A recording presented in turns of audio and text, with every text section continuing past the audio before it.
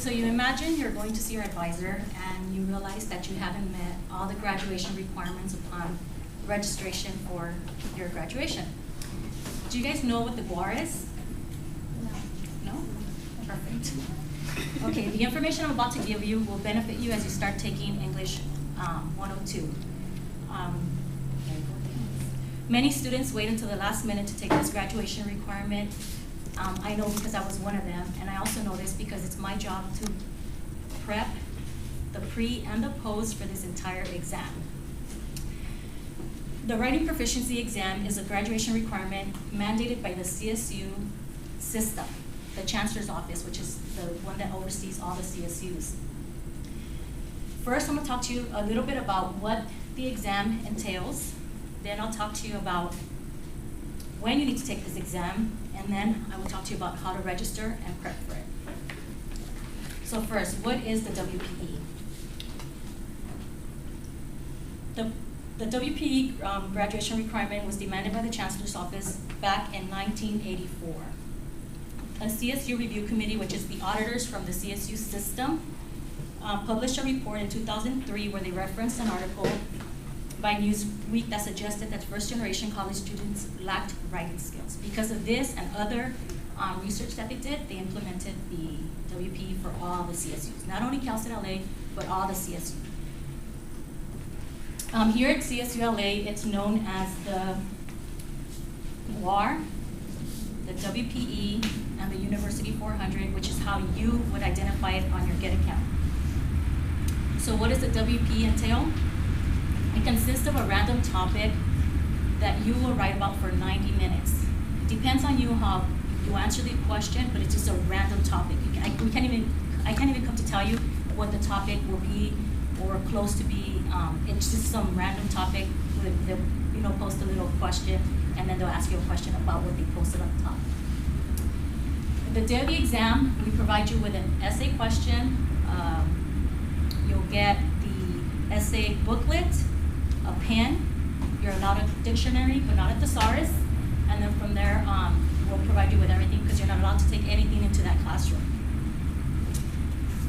Okay, so I just explained to you a little bit about what the WP is, and now I will let you know when you need to take this exam. The prerequisite, as I mentioned earlier, is English 102. So first you guys take, how many of you are taking 101 right now? Okay, so as soon as you're done with 101, you already know you have to take English 102. So as soon as you take 102 and you pass with a C or better, you go on your Get account and you register for University 400. There's about 50 sections open. So you guys will pick one that's open for you. It's recommended that students register for this exam prior to reaching 135 units, and this is how you look for it in your Get account. University 400, the little green dot obviously means it's open. You register for it just like if it was a class. So there's about 50 sections, and there's really no excuse in not taking it. Just get an open section, you register. But you need to take it prior to reaching 135 units, because if not, you get a hold on your record, and then you won't be able to register for classes in the future. When you come to the testing center, people will help you out. Okay, so now that you know when you need to take the exam, I'll tell you now you will learn how to add it on your schedule and prep for it.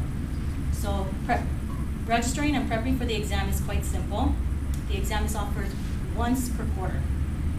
Approximately 1,500 to 2,000 students register for the exam every quarter.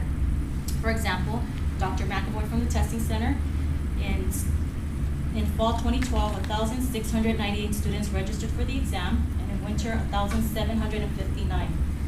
So in order for you to test on that day, you must appear on that class roster for the exam.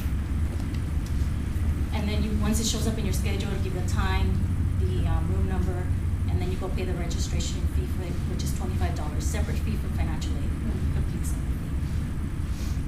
fee. So to help you prepare for the exam, you go to the Writing Center. They offer free workshops, a sample topic for you to practice with, and they'll go over it with you like a mock exam, sort of.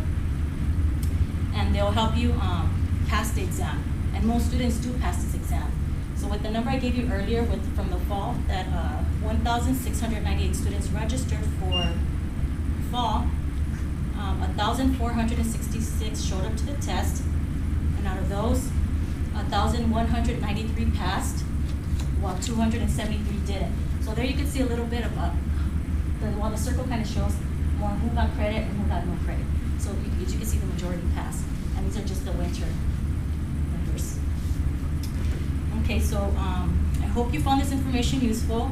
You just received information about the exam, what it entailed, when you need to take it, and how to register for it. So if you ever have any questions, I have flyers here. You guys, I recommend take, and it will give you more information if you have questions.